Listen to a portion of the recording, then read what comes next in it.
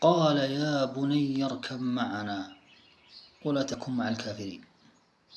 نوح عليه السلام يدعو ابنه إلى النجاة، إلى الحياة، يقول يا بني اركب معنا ولا تكن مع الكافرين، فعصاه ويريد له الحياة والنجاة فعصاه. قال سآوي إلى جبل يعصمني من الماء، قال لا عاصم اليوم من أمر الله إلا من رحم وحال بينهما الموج فكان من المغرقين. إبراهيم عليه السلام يدعو ابنه إلى الموت، قال يا بني إني أرى في المنام أني أذبحك فانظر ماذا ترى، فأطاعه.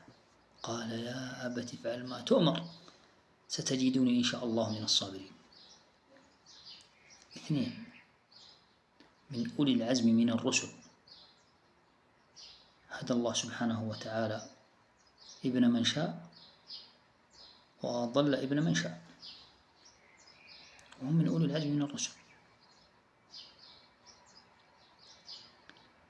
الربط يا إخوان بين القصتين أنه يجب أن نكون في أعلى درجات الدعوة إلى الله سبحانه وتعالى مع أبنائنا، والاجتهاد بدعوتهم والدعاء لهم، فمن صلح فبفضل الله سبحانه وتعالى يصلح من يشاء ويهدي من يشاء، ومن فسد أو ضل فبحكمة الله سبحانه وتعالى.